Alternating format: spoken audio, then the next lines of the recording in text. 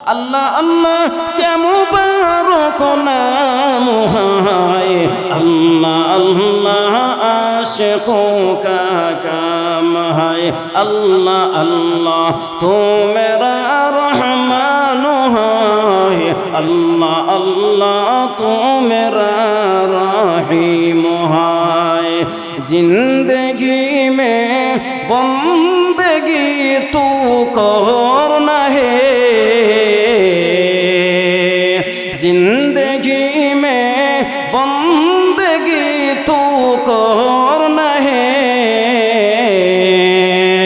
जिंदगी में बंदगी शर्मिंदा है, जिंदगी में बंदगी शर्मिंदा है। यहाँ हम सब मुसाफिर दिल ना लगा, अहले दिल की नजर से रूह करता जा। शाह दौलत सब फकीर गरुनेक नहीं, शाह दौलत सब फकीर गरुनेक नहीं। जिंदगी में बंदगी तू करना है, जिंदगी में बंदगी शर्मिंदा है, जिंदगी में बंदगी शर्मिंदा है। इब्राहिम अलैहिस सलाम ডাক দিয়া বলেন, হে মুসাফির ভাই, আমি আমার আল্লাহর নামের জিকির শুনতে চাই, তুমি আমার মালিকের জিকির শোনাও। এবার মুসাফির বলতেছে, যদি আল্লাহর জিকির আবার করতে হয় তাহলে সমস্ত সম্পদ আল্লাহর রাস্তায় বিলিয়ে দিতে হবে। ইব্রাহিম আলাইহিস সালাম ডাক দিয়া বলেন, হে মুসাফির ভাই, আমার মাওলার জিকির এত মধুর, এত মধুর, আমি আমার মাওলার জিকির বারবার শুনতে মন চাই। এত মধুর সুরে তুমি জিকির শোনাইলা, আমি এত মধুর সুরে জিকির আর জিন্দেগিতে শুনি নাই। হে মুসাফির ভাই, আমার সমস্ত সম্পদ আমি আমার আল্লাহর রাস্তায় দিয়ে দিলাম, এরপরেও আমি আমার মালিকের জিকির শুনতে চাই, আমার মালিকের জিকির শুনতে চাই। ইব্রাহিম আলাইহিস সালাম সমস্ত সম্পদ আল্লাহর রাস্তায় বিলিয়ে দিলেন, দান করে দিলেন আল্লাহর জিকির শোনার জন্য। মুসাফির আবার জিকির বন্ধ করে দে। ইব্রাহিম আলাইহিস সালাম বলেন, ও মুসাফির ভাই, তুমি আমার মালিকের জিকির করো, বিনিময় দিতে হবে। সমস্ত সম্পদ আল্লাহর রাস্তায় দান করে দিলেন। এখন বলেন, ও মুসাফির ভাই, আমি আমার সম্পদ যা ছিল সব আমি আল্লাহর রাস্তায় দান করে দিলাম, এখন আমি নিজেই গোলাম হয়ে গেলাম, আমি নিজে আল্লাহর গোলাম হয়ে গেলাম। আমার মাওলার জিকির শোনাও, আমার মাওলার জিকির শোনাও। ইব্রাহিম আলাইহিস সালাম আল্লাহর জিকির শোনার জন্য পাগলের মতো হয়ে গেলেন, পাগল পারা হয়ে গেলেন। মুসাফির বলে, ও ইব্রাহিম, আমি আসলে দুনিয়ার কোনো মুসাফির নই, দুনিয়ার কোনো মানুষ নই, আমি তোমাকে পরীক্ষা করার জন্য আল্লাহ রব্বুল আলামিন আমাকে ফেরেশতা মুসাফিরের হালতে তোমার দরজার সামনে আমাকে নাজিল করে দিলেন। হে ইব্রাহিম পয়গম্বর, আপনি পরীক্ষার মধ্যে পাস করে নিয়েছেন, বলেন সুবহানাল্লাহ। কেমন আল্লাহর আশিক ছিলেন, আল্লাহর জন্য পাগল ছিলেন হযরত ইব্রাহিম আলাইহিস সালাম। নিজের সন্তানকে কুরবানি দিতে রাজি, এই ধন সম্পদ সব কিছু আল্লাহর রাস্তায় বিলিয়ে দিলেন। এরপরে আমার মাওলাকে পাওয়ার জন্য তারা পাগল ফারা হয়ে গেলেন। আর আমরা এমন, আমরা যদি মানুষ একটা হুমকি অথবা ধমকি দেয় আর কিছু টাকার লোভে ইমান পর্যন্ত মানুষে হারিয়ে ফেলে, জোরে বলেন ঠিক কিনা? যদি বলা হয় বেটা কের নামাজ নামাজ আর পড়ার দরকার নাই, চল আমি তোরা অত টাকা দিব, আমার সাথে কাজে চল, বুঝছেন? টাকার লোভে নামাজ ছেড়ে দে, টাকার লোভে ঈমান পর্যন্ত হারিয়ে ফেলে। আর যখন নগদ আযাব চলে আসে, নগদ আযাব, তখন দেখা যায় মসজিদের মধ্যে মুসল্লির অভাব নাই। এক করোনা যখন চলে আসলো, আমি এক মসজিদে খতিব ছিলাম, হঠাৎ দেখি মসজিদে মুসল্লি ভরপুর, মসজিদের ভিতর বাহির মুসল্লির জায়গা দেওয়া যায় না। বললাম আপনারা মসজিদের ভিতরে বাহিরে হঠাৎ করে এত মুসল্লি, আর এমনি 5 জন অথবা 7 জন, কোন কোন জায়গায় আছে ফজরের সময় মুসল্লি অন্য, মাত্র ইমাম সাহেব একা একা নামাজ পড়েন, ইমাম সাহেব একা একা নামাজ আদায় করেন। যখন করোনা চলে আসলো, তখন মসজিদের মধ্যে মুসল্লির অভাব নাই, মুসল্লি ভরপুর। আবার যখন আইন জারি করা হলো যে বেশি মুসল্লি মসজিদের মধ্যে একতাভাবে সবাই দলবদ্ধ হয়ে নামাজ আদায় করলে করোনায় ধরে ফেলবে, তখন দেখা যায় মসজিদের সাইরা এখন ঘরের কোণার মধ্যে এভাবে বৈশা জিকির করে লা ইলাহা ইল্লা আনতা সুবহানাকা ইন্নী কুনতু মিনাজ জালিমিন, লা ইলাহা ইল্লা আনতা লা ইলাহা ইল্লাল্লাহ, লা ইলাহা ইল্লাল্লাহ, ইয়া আল্লাহ, কিভাবে জান বাঁচানো, মানে জান বাঁচানো। এখন দেখা যায় যে উপরে যখন আমরা তুফান আয় কি, তখন আমরা আল্লাহরে চিনি না, হয়তো কিসের আল্লাহরে পর্যন্ত গালি দিতে দ্বিধাবোধ করে না, জোরে বলেন ঠিক কিনা? তো করোনা যখন চলে আসলো, মুসল্লি করোনার ভয়ে মসজিদ ভরে গেল। করোনা যখন আইন জারি করা হলো যে সবাই মানে দলবদ্ধ হয়ে নামাজ আদায় করলে করোনা গিরে ফেলবে, করোনায় ধরে ফেলবে, তখন জানের ভয়ে আবার ঘরের কোণার মধ্যে বসে বসে ইল্লাল্লাহ ইল্লাল্লাহ জিকির। এক ইমাম সাহেব নামাজ পড়াইন, তো ইমাম সাহেব নামাজ আদায় করতেছে, মুসল্লি কয়েকজন। ইমাম সাহেব হাসি মারছেন, হাসি মারার সাথে সাথে মুসল্লিরা মসজিদ থেকে এমন দূর এমন দূর, আমরা শিয়াল রেজেলাহান দৌড়াইলেও অনেক দূর গিয়ে থাকায় চায়, তো শিয়ালের মতো তারা মসজিদের বাড়া থেকে এমনি চায় ইমাম সাহেব ভাই।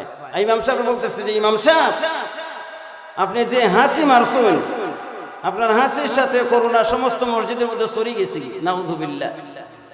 এখন মুসল্লিরা দৌড় নামাজ, ইমাম সাহেব সালাম ফিরাই, তখন একজন মুসল্লিও নাই, করোনার ভয়ে মসজিদ থেকে দৌড়, যে করোনায় দৌড়িলে ইমাম সাহেবের চাকরিও বাতিল।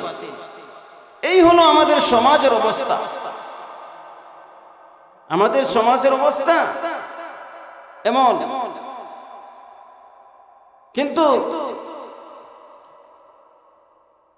ইব্রাহিম আলাইহিস সালাম আল্লাহকে পাওয়ার জন্য, আল্লাহর মহব্বতে নিজের সন্তান কুরবান দিতে রাজি, জান মাল ধন সম্পদ যা আছে সব কিছু বিলিয়ে দিতে রাজি, এর পরেও আল্লাহর মহব্বত থেকে দূরে সরে যেতে রাজি নয়। তার কেমন ঈমান ছিল! এরপরে হযরত বেলাল রাদিয়াল্লাহু তাআলা আনহুর দিকে তাকিয়ে দেখেন, হযরত বেলাল বেঈমান কাফেররা কালো খাক বলে সম্বোধন করত। বেলালকে বলে ও গোলামের ঘরে গোলাম, বেলালকে কালো কাওয়া বলে গালিগালাজ করত। বেলাল এত কালোর কালো, যার ঠোঁট ছিল মোটা, চোখ দুইটা ছোট, হাত পা বেসরি ছিল, এজন্য বেলালকে কালো কাক বলে মানুষ গালিগালাজ করত।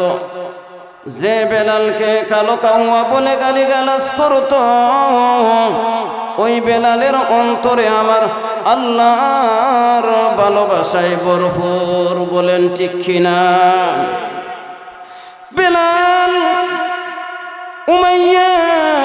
খালফের গোলাম ছিল হযরত বেলাল। বেলাল শুধু আহাদ আহাদ উচ্চারণ করতেন, আহাদ আহাদ উচ্চারণ করতেন। যখন আহাদ আহাদ উচ্চারণ করতেন, উমাইয়া ইবনে খালফ বলে, রে বেলাল তুমি কার গুণগান করতেছ? মনে হয় আমি উমাইয়ার গুণগান করতেছ। যদি আমার গুণগান করো তাহলে তোমাকে আমি বেতন বাড়িয়ে দিব, তোমাকে আমি অনেক মহব্বত করব। তুমি যে জিনিসটা চাইবা ওই জিনিসটা আমার পক্ষ থেকে পেয়ে যাইবা। বেলাল বলে, না না, যে আল্লাহ আসমান এত সুন্দর করে বানাইলেন, জমিন এত সুন্দর করে বানাইলেন, যে আল্লাহ আমি বেলালকে এত সুন্দর করে বানাইলেন, আল্লাহ রব্বুল আলামিন এত সুন্দর নাজ নিয়ামত দান করলেন। আল্লাহ আসমানটা বানাইলেন আমাদের জন্য সাদ স্বরূপ, জমিনটা বানাইলেন বিছানা স্বরূপ। আল্লাযী জাআলা লাকুমুল আরদা ফিরাশা ওয়াস সামাআ বিনাআ। আল্লাহ বলেন, আমি আল্লাহ সাদকে, আমি আসমান তোমাদের জন্য সাদ স্বরূপ বানাইলাম, জমিন তোমাদের জন্য বিছানা স্বরূপ বানাইলাম। বেলালকে কালো কাউয়া বলে সম্বোধন করে, কালো কাক বলে সম্বোধন করে, কিন্তু আমার আল্লাহ রব্বুল আলামিন মানুষকে এত সুন্দর বানাইলেন, মানুষের মতো আসমান সুন্দর নয়, জমিনের চেয়ে মানুষ সুন্দর, আসমানের চেয়ে মানুষ সুন্দর। আমরা অনেক সময় বলি টিয়া পাখি, তুতা পাখি এত সুন্দর, ময়না পাখি এত সুন্দর। না, ময়না পাখি সুন্দর এমন আয়াত কোন কোরআনের মধ্যে নাই, আসেনি না, কোরআনের মধ্যে এমন আয়াত নেই। আল্লাহ বলেন, ওয়াসাওয়ারাকুম ফাহসানা সুওয়ারাকুম। আমি আল্লাহ রব্বুল আলামিন এত সুন্দর বডি দিয়া, এত সুন্দর বডি দিয়া আমি আল্লাহ তোমাদেরকে সৃষ্টি করলাম। আল্লাহ আসমান বানাইয়া হাসান বলেন নাই, জমিন বানাইয়া আমার আল্লাহ হাসান বলেন নাই, আমার আল্লাহ পাহাড় বানাইয়া হাসান বলেন নাই, আমার আল্লাহ পাহাড় পর্বত বানাইয়া হাসান বলেন নাই, বেড়া বকরি বানাইয়া আমার আল্লাহ হাসান বলেন নাই। কিন্তু মানুষের ক্ষেত্রে, ইনসানের ক্ষেত্রে আল্লাহ হাসান বলেন। আল্লাহ বলেন, লাকাদ খালাকনাল ইনসানা ফি আহসানি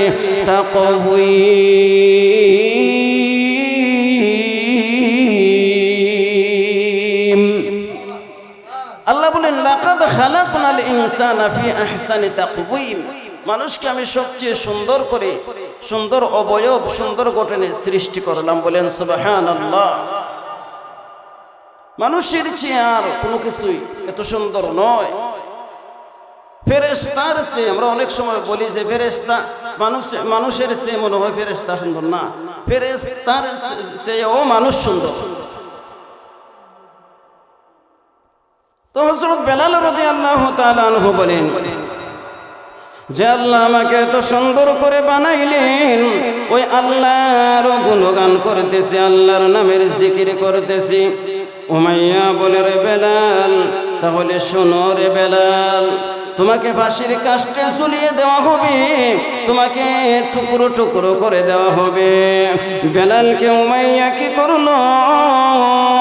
মরুভূমি বালির মধ্যে, গরম বালির মধ্যে শোয়াইল।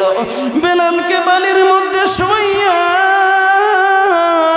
হাতে পায়ে রশি লাগাইয়া বেলালের বুকের মধ্যে বিশাল বড় পাথরের চাপা দিয়া বেলালকে কষ্টের পর কষ্ট দিতেছে, বেলালকে নির্যাতন করতেছে। বেলাল তারপরে শুধু আহাদ আহাদ উচ্চারণ করেন, আহাদ আহাদ উচ্চারণ করেন। বেলাল বলে, ও বেঈমান কাফেররা শুনো, তোমরা আমাকে মারতে পারো, তোমরা আমাকে টুকরো টুকরো করে দিতে পারো, এরপরে আমি যে আল্লাহকে মহব্বত করলাম, যে আল্লাহকে আমার অন্তরের মধ্যে ঢুকাইলাম, তোমরা আমাকে কোনোদিন আল্লাহর মহব্বত অন্তর থেকে সরাইতে পারবে না। বলেন সুবহানাল্লাহ। या इलाही तू मेरा रहमान है, या इलाही तू मेरा रहीम है, वल्लज़ीना आमनू अशद्दु हुब्बान लिल्लाह। যারা আল্লাহ ওয়ালা তাদের অন্তরের মধ্যে আমার আল্লাহর মহব্বত সবচেয়ে বেশি। বেলালকে কি করলো? উমাইয়া বেঈমান কাফেররা আঘাতের পর আঘাত করতে শুরু করলো। যে জিহ্বা দিয়া আহাদ আহাদ উচ্চারণ করতেন, জিহ্বার মধ্যে ফেরেক মেরে দিল, ফেরেক মেরে দিল, আলা জিহ্বা বাটি হয়ে যায়। বেলাল এরপরেও ঈমান হারায় না, বলে আমার শুধু আলা জিহ্বা নয়, আমাকে টুকরো করলেও আমি বিন্দু পরিমাণ ঈমান হারাইতে রাজি নই। উমাইয়া ইবনে খালফ যখন বেলালকে আঘাতের পর আঘাত করে ক্লান্ত হয়ে যায়, মক্কার যত যুবক আছে তাদেরকে লেলিয়ে দে, তাদেরকে মারধর করার জন্য, নির্যাতনের জন্য তাদেরকে লেলিয়ে দে। বেলালকে এভাবে যখন নির্যাতন করে,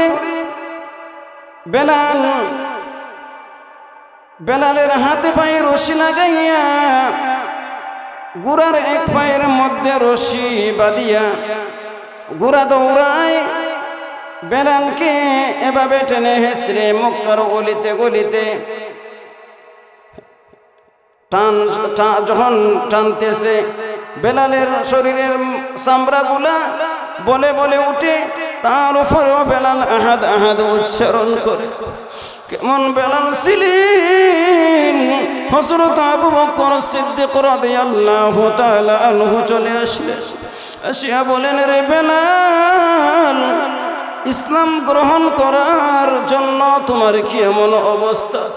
রে বেলাল, তুমি সবর করো, ধৈর্য ধরো, আল্লাহ তাআলা প্রতিদান দিবেন। রে বেলাল, বেলাল শুধু আহাদ আহাদ উচ্চারণ করে। হযরত আবু বকর বলে, রে বেলাল, আহাদ আহাদ আস্তে আস্তে উচ্চারণ করো রে বেলাল। বেলাল তো ইমানদার, ইমানদার, ইমানদারকে যখন আঘাত করা হয় তখন ইমানের পাওয়ার আরো বেড়ে যায়। বলেন সুবহানাল্লাহ। ইমানের পাওয়ার বেড়ে যাওয়ার কারণে বেলাল আহাদ আহাদ জোরে জোরে উচ্চারণ করে।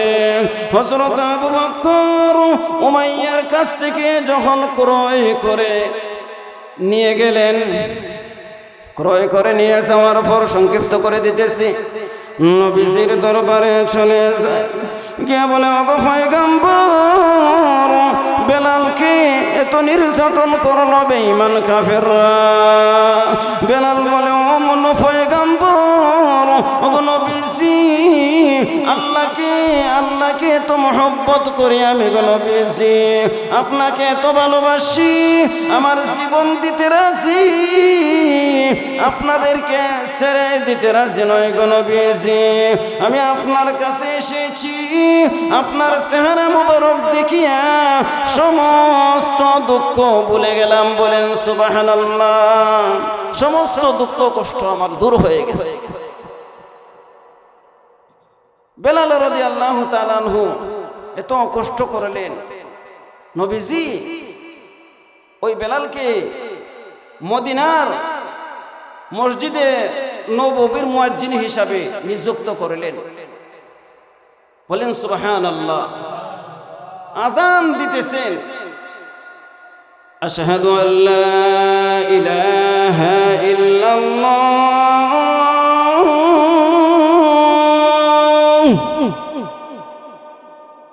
আশহাদু আল্লা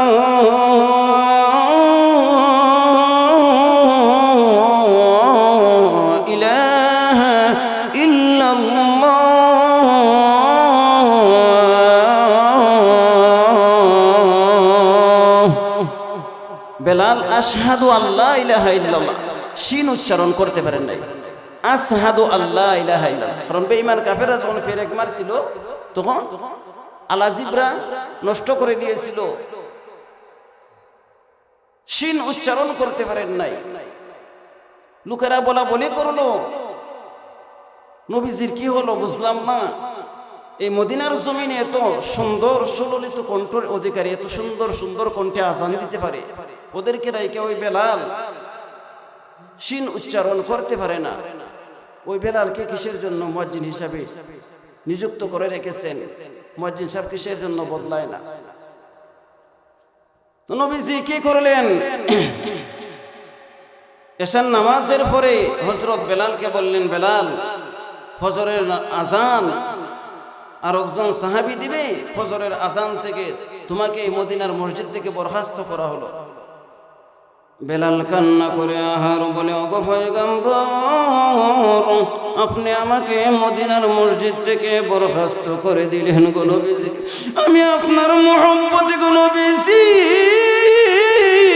বেঈমান কাফেররা আমাকে কত আঘাতের উপর আঘাত করলো, নাকি ছেড়ে এক মিনিটও থাকতে পারি নাই গো নবীজি। আমি আপনার জন্য পাগল, আপনার জন্য আমি আমার জীবন দিতে রাজি, আপনার জন্য আমি শহীদ হতে রাজি, এরপরও আমি আপনাকে ছাড়তে রাজি নাই গো নবীজি। আল্লাহর নবীর সাহাবী হযরত বেলাল চোখের পানি ছেড়ে দিয়ে কান্না করেন, হে মুসলমান, নবীজি ইন্তেকালের পর সাহাবায়ে কেরামরা গইরাইয়া কান্না করেন। হযরত আবু বকর কান্না করেন, হযরত ওমর রাদিয়াল্লাহু তাআলা আনহু কান্না করেন, হযরত আলী কান্না করেন, উসমান কান্না করেন, সালমান ফারসি কান্না করেন। এমনকি একজন সাহাবী হযরত বেলাল রাদিয়াল্লাহু তাআলা আনহু গইরাইয়া কান্না করে। বেলাল এমন ভাবে কান্না করে নাকি সুনামগঞ্জের মুসলমান বেলালের কান্না দেখিয়া হযরত আবু বকরের কাছে চলে যায়, গাটুরি মাথায় নিয়ে আবু বকরের কাছে চলে যায়, গিয়ে বলে, ও আবু বকর, আমাকে তুমি বিদায় দাও, আমি আর মদিনায় থাকবো না, যে মদিনায় নবীজি নাই, মদিনায় আমি বেলাল থাকতে পারবো না। আবু বকর বলেন, হে বেলাল শোনো, তুমি কিসের জন্য এভাবে পাগলামি করো রে বেলাল? আমরা নবীকে ভালোবাসি, তুমি নবীজিকে মহব্বত করো রে বেলাল, তুমি কেন মদিনা ছেড়ে দামেস্কে চলে যাইবা? তোমার কি খানা খাফরের অভাব? যদি অভাব হয় বাইতুল মাল থেকে তোমাকে খানা খাফর দেওয়া হবে। বেলাল বলে, না গো আবু বকর, আমি নবীজির বিরহ ব্যথা সইতে পারি না, সহ্য করতে পারি না।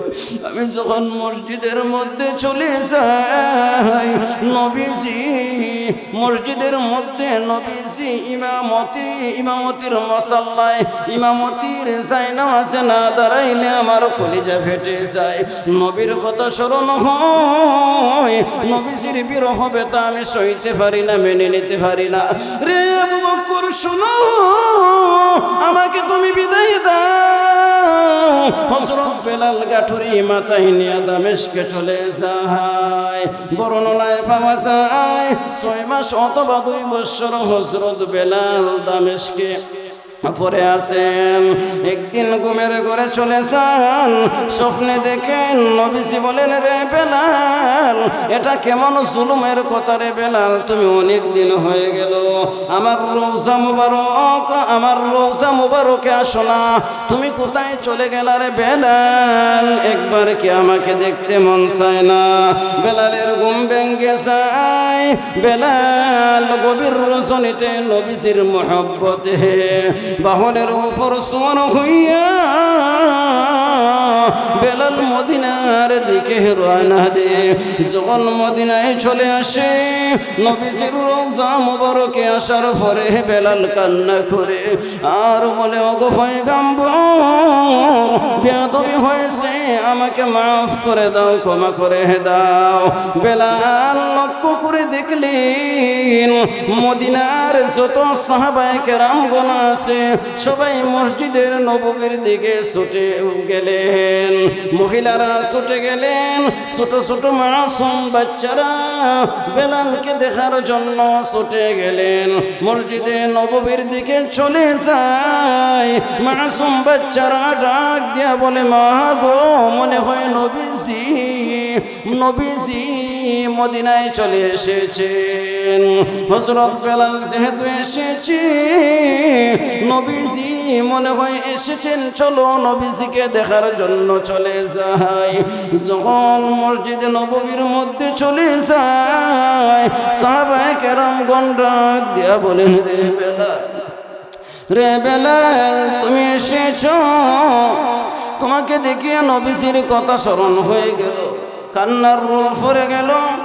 মহিলারা কান্না করে, পুরুষেরা সাহাবায়ে কেরামগণ কান্না করে, ছোট ছোট মাসুম বাচ্চারা কান্না করে।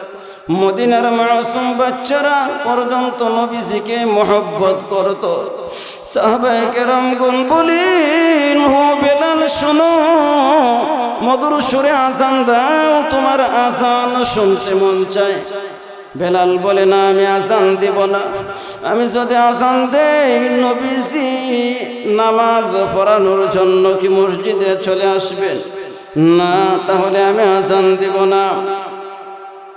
সাহাবায়ে কেরামগণ আজানের কথা যখন বললেন, সালমান ফারসি মুরব্বী সাহাবী বলতেছে, ও বেলাল, তুমি আজান দাও। বলে, না, আমি আজান দিব না। অবশেষে হাসান হুসাইন রাদিয়াল্লাহু তাআলা আনহুম আজমাইন, ওরা দুইজন চলে আসলেন। আসিয়া বললেন, ও নানার মুয়াজ্জিন সাহেব, মধুর সুরে আজান দাও, আপনার আজান শুনতে মন চায়, আপনি মধুর সুরে আজান দেন, আপনার আজান শুনতে চাই। বেলাল রাদিয়াল্লাহু তাআলা আনহু যখন আজান দিতে শুরু করলেন, আল্লাহু আকবার, আল্লাহু আকবার, আল্লাহু আকবার,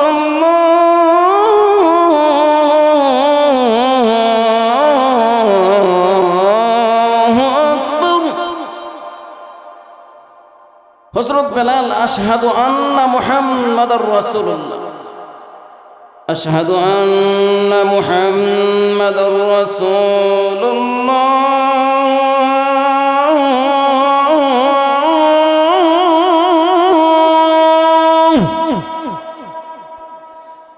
আশহাদু আন্না মুহাম্মাদার রাসূলুল্লাহ।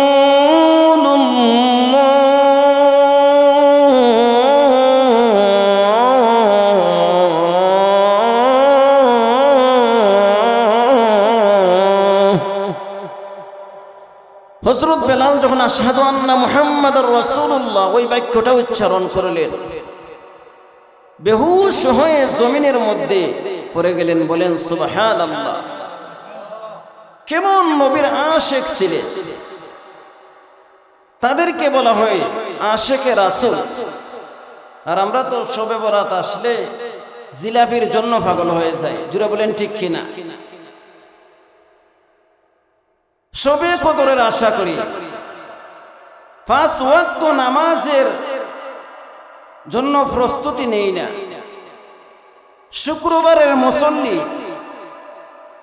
শুক্রবারের মুসল্লির অভাব নেই। এরপরে আপনার ঈদের নামাজের মুসল্লি আসুন, শবে বরাতের মুসল্লি আসুন, রমজান মাস আসলে পরে মুসল্লি মাশাআল্লাহ মোটামুটি পাওয়া যায়। শবে বরাত চলে গেলে মুসল্লিও চলে যায়, রমজান মাস চলে গেলে সাথে সাথে মুসল্লিও চলে যায়। সারা সপ্তাহ মসজিদ খালি, মুসল্লির যে অভাব, সারা সপ্তাহ মসজিদ খালি, মুসল্লির যে খবর নাই। মাশাআল্লাহ শুক্রবারে মুসল্লির যে অভাব নাই। জোরে বলেন ঠিক কিনা? সারা সপ্তাহ মসজিদ খালি, মুসল্লির যে খবর নাই। মাশাআল্লাহ শুক্রবারে মুসল্লির যে অভাব নাই। আসেন আবার সবার শেষে, আসে আবার সবার শেষে, রুকুতে পায় ইমাম। ওরা কিসের মুসলমান, ওরা কিসের মুসলমান, ওরা কিসের মুসলমান, ওরা কিসের মুসলমান। জোরে বলেন ঠিক কিনা?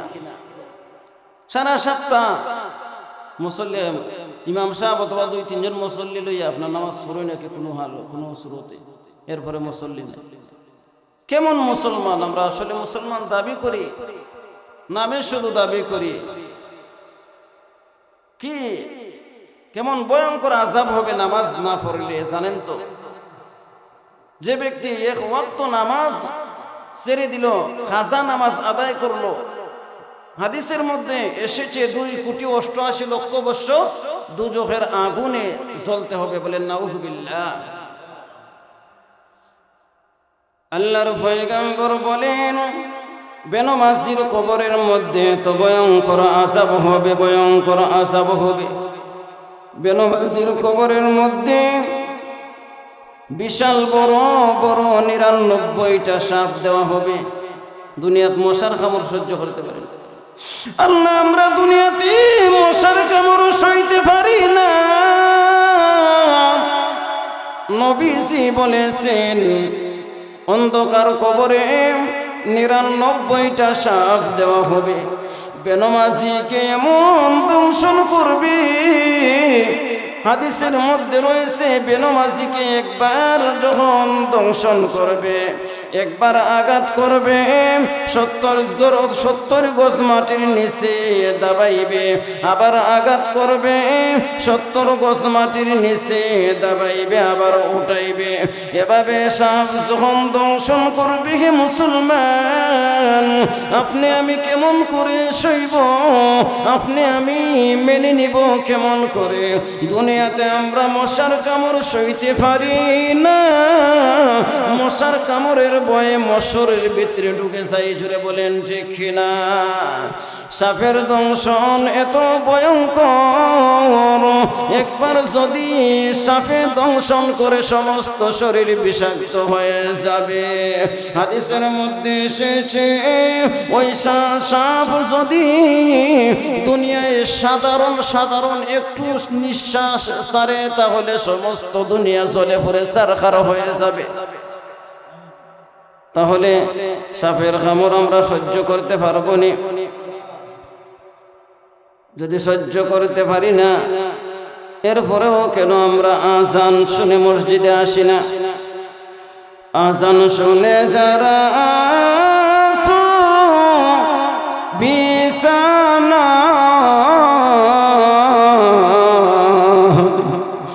আজান শুনে যারা বিছানায়, তাদের জন্য কান্দেন নবী মদিনায়, তাদের জন্য কান্দেন নবী মদিনায়। সেই নবীর মায়া কি তোমার লাগে না? ওরে উম্মত, নামাজ কেন পড়লি না? ওরে উম্মত, মসজিদে কেন আসলি না? রাত্র অনেক লম্বা হয়ে, রাত্র প্রায় একটা কাছাকাছি, তাই না? হিসাবে আর লম্বা করা যায় না। আলহামদুলিল্লাহ সুম্মা আলহামদুলিল্লাহ, আপনাদেরকে জানাই মুবারকবাদ। এত রাত্রে পর্যন্ত আপনারা কোরআনের মহব্বতে এই মাজলিসের মধ্যে বসে আছে, আল্লাহ তাআলা উত্তম জাযায়ে খায়ের দান করুক। আর এই মাহফিল সবাই বলে আমিন। এই মাহফিলকে দুনিয়া এবং আখিরাতের জন্য আনফুসানা ওয়া ইল্লাম তাগফির লানা ওয়া তারহামনা লানাকুনান্না মিনাল খাসিরিন। ربنا آتنا في الدنيا حسنة وفي الآخرة حسنة وقنا عذاب النار رب ارحمهما كما ربياني صغيرا رب ارحمهما كما ربياني صغيرا এ জীবনে না করিলাম বন্দেগী গুনাহ করে কাটাইলাম জিন্দেগি গুনাহ করে কাটাইলাম জিন্দেগি সকলের দরজা হইতে আল্লাহ ফিরিয়া আপনার রোজায় রইলাম পড়িয়া আপনার রোজায় রইলাম পড়িয়া আপনি যদি মাফ না করেন বান্দারে বলে না আপনার বান্দা যাবে কারদারে বলে না আপনার বান্দা যাবে কারদারে رب العالمين يا أرحم الراحمين أكرم الأكرمين الله سنام قصن الورفان جميع مسجد الودنجي الله يتوشندور مسجد الله مسجد المدي الله مسجد الودنجي الله يتوشمتكار محفل الأيزون كرا হয়েছে الله মেহেরবানি করিয়া الله ওই পবিত্র মাহফিলকে আপনি কবুল আর মঞ্জুর করিয়া আল্লাহ মাহফিলের উসিলায় এলাকার সবাইকে মাফ করিয়া দাও আল্লাহ ওই মাহফিলের মধ্যে আল্লাহ যারা টাকা পয়সা দান করেছেন আল্লাহ যারা কষ্ট করেছেন আল্লাহ এত সুন্দর করিয়া যারা কষ্ট করিয়া আয়োজন করেছেন আল্লাহ দয়া করিয়া সবার মনের নেক তাওয়াজ্জু পুরা করিয়া দাও আল্লাহ সবাইকে মাফ করিয়া দাও আল্লাহ সবার মনের নেক মকসুদ পুরা করিয়া দাও আল্লাহ অভাব অনটন দূর করিয়া দাও বিপদ থাকলে উদ্ধার করিয়া দাও রব্বুল আলামিন হায় আল্লাহ আমার এক বড় ভাই আল্লাহ জনাব মানিক মিয়া সাহেব লন্ডন প্রবাসী আল্লাহ ওনার স্ত্রী লন্ডনের জমিনে অসুস্থ আছেন রব্বুল আলামিন হায় আল্লাহ হাসপাতালের মধ্যে আছেন আল্লাহ মেহেরবানি করিয়া আপনার বান্দিকে আপনি শিফায়ে আজিলা কামিলা দান করিয়া দাও আল্লাহ কত মায়ের বান্দাদেরকে নিয়ে গভীর রজনীতে হাত উঠাইলাম আল্লাহ তোমার মায়ের বান্দার জীবনের গুনাহ খাতা মাফ করিয়া দাও আল্লাহ আমার বাড়ি ঘর ছিল না আল্লাহ আপনার মায়ের বান্দা আমাকে বাড়ি ঘরের ব্যবস্থা করে দিয়েছে আল্লাহ মেহেরবানি করিয়া আল্লাহ অনেক দূর মাহফিলে চলে আসলাম সুনামগঞ্জ রব্বুল আলামিন হায় আল্লাহ আল্লাহ মাসুম বাচ্চাদেরকে নিয়ে হাত উঠাইলাম মুরব্বী মুরব্বীদেরকে নিয়ে হাত উঠাইলাম, উলামায়ে কেরামদেরকে নিয়ে হাত উঠাইলাম। আল্লাহ দয়া করিয়া তুমি দোয়াকে কবুল আর মঞ্জুর করিয়া নাও। আল্লাহ আপনার বান্দা আমাকে দুনিয়ায় ঘরের ব্যবস্থা করে দিয়েছে, আল্লাহ তুমি জান্নাতে বালাখানা তৈরি করিয়া দাও। রব্বুল আলামিন যারা ওয়াজ মাহফিলে সাহায্য করেছেন প্রত্যেকের সাহায্যকে কবুল ফরমাও। আল্লাহ দুনিয়া আখিরাতে সফলতা দান করিয়া দাও। আল্লাহ আমাদের মা বোনদেরকে মাফ করিয়া দাও। আল্লাহ বাচ্চাদেরকে শ্রেষ্ঠ ওলিয়ে কামেল বানাইয়া দাও। আল্লাহ আলেম হাফেজ বানাইয়া দাও। আল্লাহ আমাদেরকে বিপদ থেকে উদ্ধার করিয়া দাও। আল্লাহ আমাদের জমিনের মধ্যে ফসল আছে, আল্লাহ যারা জমিনের মধ্যে শ্রম দিতেছে আল্লাহ ফসলের মধ্যে বরকত দাও। রব্বুল আলামিন গভীর রজনী, আল্লাহ গভীর রজনী, আল্লাহ নুজুলের রহমতের সময় খালি হাতে ফিরাইয়া দিও না। আল্লাহ তুমি তোমার মায়ের বান্দা বান্দিরা আল্লাহ তুলাইছেন, অনেক মা বোনেরা আল্লাহ ঘরের মধ্যে বসে বসে হাত উঠাইছে। আল্লাহ মেহেরবানি করিয়া প্রত্যেকের হাতকে আপনি কবুল আর মঞ্জুর করিয়া নাও। আল্লাহ ইয়া আরহামার রাহিমিন আকরামাল আকরামিন, হায় আল্লাহ আমরা যারা হাত উঠাইলাম অনেকের মা বাবা দুনিয়ার জমিনে জীবিত আছেন, মা বাবার হায়াতের মধ্যে বরকত দাও। যারা দুনিয়ার জমিনে নাই আল্লাহ কবরকে জান্নাতুল ফেরদাউস দান করিয়া দাও। আল্লাহ অসংখ্য গণিত দরুদ আর সালাম নবীজি সাল্লাল্লাহু আলাইহি ওয়াসাল্লামের রওজা মুবারক পৌঁছাইয়া দাও। আল্লাহ বাবা আদম আলাইহিস সালাম থেকে নিয়ে যত মুমিন মুসলমান কবরের বাসিন্দা হয়ে গেছেন আল্লাহ প্রত্যেকের কবরকে জান্নাতের টুকরা বানাইয়া দাও। আল্লাহ মক্কা মদিনা চোখে দেখলাম না, আল্লাহ মেহেরবানি করিয়া আল্লাহ আমরা গরিব, আল্লাহ মক্কা মদিনা নিজের চোখে এখন পর্যন্ত দেখতে পারি নাই। আল্লাহ মক্কা মদিনা জিয়ারত না করাইয়া অন্ধকার কবরে নিও না।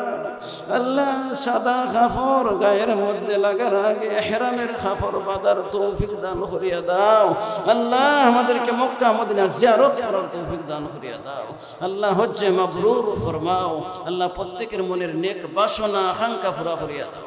আল্লাহ জানি না কে কোন আশা আকাঙ্ক্ষা, আল্লাহ আশা আকাঙ্ক্ষা নিয়ে হাত উঠাইছেন, আল্লাহ প্রত্যেকের মনের আশা আকাঙ্ক্ষা মনের বেদনা পুরা করিয়া দাও। ইয়া আল্লাহ ইয়া আরহামার রাহিমিন, আগামীতে যেন আরো সুন্দর হয় মাহফিল, আল্লাহ তুমি কবুল আর মঞ্জুর করিয়া নাও। ওয়া তাওবাতান নাসুহা ওয়া তাওবাতান ক্বাবলাল মাউত। আল্লাহ ওই মসজিদের ইমাম সাহেব রব্বুল আলামিন তুমি হায়াত বাড়াইয়া দাও। আল্লাহ এলাকার মুরব্বিরা আছেন হায়াতের মধ্যে বরকত দান করিয়া দাও। আল্লাহ তুমি দোয়াকে কবুল ফরমাও।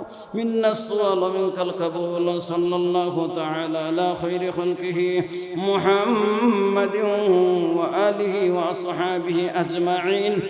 آمين برحمتك يا أرحم الراحمين।